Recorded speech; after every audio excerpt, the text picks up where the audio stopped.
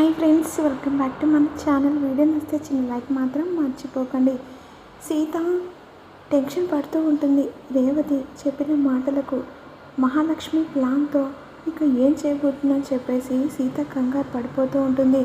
ఈరోజు కూడా మధుమిత రామ్తో కళ్యాణం జరిపించడానికి ఏదో ఒక ప్లాన్ చేసింది సీత అని చెప్పేసి రేవతి సీతతో చెప్తూ ఉంటుంది. కళ్యాణంలో రామ్తో పాటుగా మధుమితను కూర్చోపెడతానని చెప్పడం మేము విన్నాం అని చెప్పేసి రేవతి అంటుండగా, ఇంట్లో అంటే అది వేరే సంగతి, ఊళ్ళో ఇలా చేయడం తప్పు కదా పిన్ని అని చెప్పేసి సీత అంటుండగా, మహాలక్ష్మి తప్పుల గురించి అయితే నీ జీవితం ఇలా ఉండేదా సీత అని చెప్పేసి చలపతి అంటాడు. మహాలక్ష్మికి పట్టింపులు ఏమీ తెలియదు, ఆ విషయం అందరికీ తెలుసు. అయినా మామకు నాకు పెళ్ళైపోయింది, ఆ దేవుడికి ఆ విషయం తెలియదా అని చెప్పేసి సీత అంటుంది. ఇక్కడ జరిగేది సీతారాముల కళ్యాణం. రాముడు పేరు పెట్టుకున్న మామ, సీత పేరు పెట్టుకున్న నేను ఇద్దరం కలిసి కళ్యాణం జరిపియాలి కదా అని చెప్పేసి సీత అంటుంది. నా స్థానంలో మా అక్క కూర్చుంటుంది అని చెప్పేసి సీత అంటుండని అది చెప్పాను కదా సీత, మహాలక్ష్మి పంతం కోసం దేనికైనా తెగిస్తుంది అని చెప్పేసి రేవతి అంటుండగా, తెగించని పిన్ని, ఇప్పుడు ఆ దేవుడి సాక్షిగా నేను మామ ఇద్దరం కలిసి కళ్యాణం జరిపిస్తాం. ఎందుకంటే మహాలక్ష్మి అత్తయ్య ఆటలు సాగవు. ఎట్టి పరిస్థితుల్లో ఆ దేవుడు ఉన్నాడని నేను నమ్ముతున్నాను. ఆ నమ్మకంతోనే మా ఇద్దరితో ఆ దేవుడు కళ్యాణం జరిపించుకుంటాడని నేను అనుకుంటున్నాను.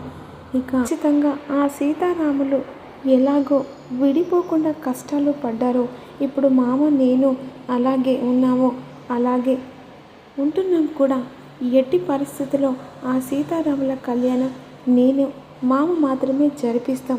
ఆ దేవుడు మీద భారం వేస్తున్నాను పిన్ని అని చెప్పేసి సీత అంటుంది. ఇక అంతా ఆ దేవుడే ఉన్నారు సీతమ్మ.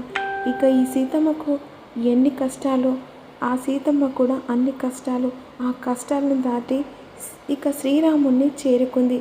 నువ్వు కూడా అన్ని కష్టాలు దాటి రాముని చేరుకో అని చెప్పేసి ఇక చలపతి అంటూ ఉంటారు. ఇక ఆ దేవుడు ఉంటే ఖచ్చితంగా మామ నా చేతుల మీదుగా ఎట్టి పరిస్థితుల్లో పూజ జరగకుండా ఆగదు, చేస్తాను, ఖచ్చితంగా చేస్తాను. ఇక మహాలక్ష్మి అత్త ఆట కట్టిస్తాను అని చెప్పేసి అనుకుంటూ ఉంటుంది. అదే కాన్ఫిడెన్స్తో ఉండు సీత, ఎట్టి పరిస్థితులు తగ్గకు అని చెప్పేసి ఈ విధంగా అనుకుంటూ ఉంటుంది. ఇక మరోవైపేమో మహాలక్ష్మి కాస్త అందరు కలిసి మాట్లాడుకుంటూ ఉంటారు. అయినా నువ్వు ఎలా చేస్తున్నావు మహా, అసలు నువ్వు ఏ ధీమాతోని టెన్షన్ లేకుండా రామ్ మధుమితతో సీతారాముల కళ్యాణం జరిపించాలని నిర్ణయించుకున్నావు అని చెప్పేసి అంటుండగా, పాచిక వేశాను, ఇప్పుడు ఎర్ర పడతాను, ఖచ్చితంగా సీత ఎక్కడి నుంచి వెళ్ళిపోతుంది. అదే పొజిషన్లో సీత పొజిషన్లో మధు కూర్చుంటుంది. రామ్ మధుమితలు హ్యాపీగా సీతారాముల కళ్యాణం జరిపిస్తారు. ఇది మాత్రం నిజం. అదే మహా, ఏం ప్లాన్ వేశావో టెన్షన్గా ఉంది తెలుసా అని చెప్పేసి అర్చన అంటుంది. అర్చన, ఏం టెన్షన్ పడకు, నేను వేరే వేశాను కదా, సీత చిక్కకపోతుంది అని చెప్పేసి అనుకుంటూ ఉంటారు.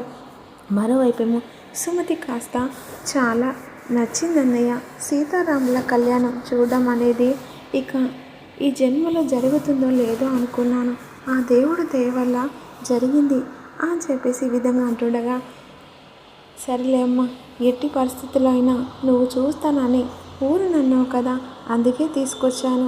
అయినా ఇక్కడికి వచ్చిన నుంచే నీలో ఏదో తేడా, ఏదో మార్పు, ఇక్కడ నీకు ఏదో బంధం ఉన్నట్టుగా అనిపిస్తుంది అని చెప్పేసి ఇక లలిత అంటూ ఉంటుంది. అదేం లేదు వదిన, ఇక ఏదో తెలియని హ్యాపీనెస్, చాలా సంతోషంగా అనిపిస్తుంది.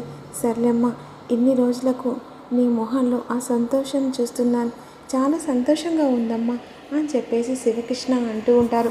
సరే గుడి చుట్టూ చూద్దాం రాండి అని చెప్పేసి శివకృష్ణ, లలిత, ఇక సుమతి అందరూ అలా తిరిగి వస్తుండగా, ఇక్కడ మాత్రం ఇక మహాలక్ష్మి ఎలాగైనా మధుమితతో రామ్తో కళ్యాణం జరిపించాలని చెప్పేసి ప్లాన్ వేస్తూ ఉంటుంది. థ్యాంక్స్ పిన్ని, ఎలా అయితేంది, సీత చెప్పగానే ఒప్పుకున్నావు అని చెప్పేసి ఈ విధంగా రామ్ ఇక మహాకు థ్యాంక్స్ చెప్తూ ఉంటాడు. అదే సమయానికి మహా ఈ విధంగా అంటుంది, ఆయన స్వామివారి కళ్యాణం జరిపించడానికి ఆ భగవంతుడు ముందే ఎవరితో జంట కలిపి పూజ జరిపించుకోవాలో ఆ భగవంతుడు నిర్ణయిస్తాడని చెప్పేసి మహాలక్ష్మి అంటూ ఉంటుంది. ఆ జంట పేరు వస్తే ఆ జంటే కళ్యాణంలో ముందు కూర్చొని తీరాలని చెప్పేసి మధుకు రామ్కి చెప్తూ ఉంటుంది. ఇక్కడ మధ్యలో జరిగింది ఏంటంటే సీత సీత పేరు రాసి అలా ఒక చెంబులో వేస్తారు కదా, అక్కడ మహాలక్ష్మి చూస్తుంది. వెంటనే అక్కడికి వెళ్ళి అటు ఇటు చూసి సీతారాముల పేర్ల నుంచి సీత పేరు తీసేసి మధుమిత పేరు వేస్తుంది. ఇక మరోవైపేమో అది గమనించుకోకుండా సీత మాత్రం మామ నా పేరు రాశాను, ఎలా అయితేంది, ఆ దేవుడు నా వైపే ఉన్నాడని చెప్పేసి అనుకుంటూ ఉంటుంది. కానీ చీటీలో మధుమిత పేరు రాసి రామ్ పేరు రాసి మహాలక్ష్మి అందులో వేస్తుంది. అది గమనించుకోకుండా ఇంత పెద్ద ప్లాన్ వేస్తుంది. ఇదంతా ఒక్కసారిగా మహాలక్ష్మి సంతోషపడుతూ ఎలాగైనా మధు రామ్తో ఈ కళ్యాణం జరుగుతుందని చెప్పేసి హ్యాపీగా నమ్మకంతో ఉంటుంది. గుడి చూద్దాం రామ్మ అని చెప్పేసి వెంటనే సుమతిని తీసుకొని గుడి చుట్టూ వస్తూ ఉండగా ఈలోపు రామ్తో మహాలక్ష్మి మాట్లాడుతుండగా సడన్గా సుమతి మహాలక్ష్మిని చూస్తుంది. షాక్ అయిపోతుంది. అంటే మహాలక్ష్మి అందరూ ఇక్కడికి వచ్చారా, ఈ గుడి దగ్గరకా అని చెప్పేసి అనుకుంటూ ఉంటుంది. మహాలక్ష్మిని చూసి సుమతి కంగారు పడిపోతూ ఉంటుంది. ఇప్పుడు నేను వాళ్ళ కంట పడితే వాళ్ళ కుటుంబం మొత్తం చిన్న భిన్నమవుతుంది. అంతేకాకుండా నా వల్ల మహాలక్ష్మి జీవితం కూడా ఏదో అవుతుంది. లేదు, ఎట్టి పరిస్థితుల్లోనూ మహాలక్ష్మికి కనపడకూడదు అని చెప్పేసి సుమతి కంగారు పడుతూ ఉండగా, ఏంటమ్మా అలా కంగారుగా ఉన్నావు అని చెప్పేసి అంటుండగా, అబ్బే ఏం లేదన్నయ్య అని చెప్పేసి అంటూ ఉంటుంది.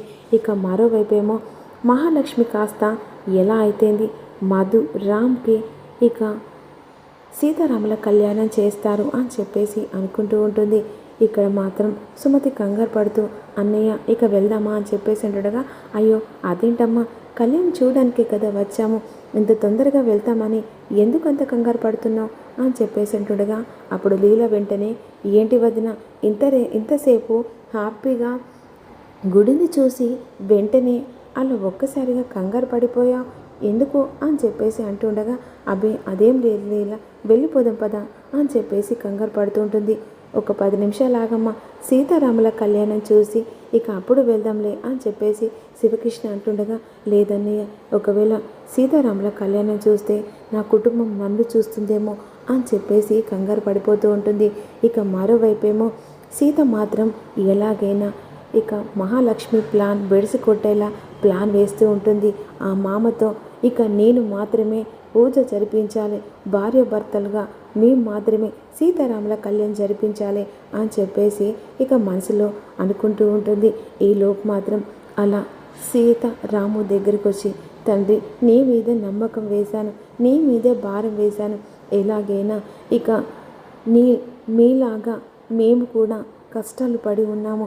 ఆ సీతారాములు ఎంత ప్రేమ జంటను మామ నేను కూడా అంతే, అదే దీక్షతో నిన్ను కోరుకుంటున్నాను తండ్రి, ఎలాగైనా మా చేతుల మీదుగానే ఈ సీతారాముల కళ్యాణం జరిపించు తండ్రి అని చెప్పేసి అనుకుంటూ ఉంటుంది. ఈలోపు మాత్రం ఆ చెంబు కాస్త అలా కింద పడిపోతుంది.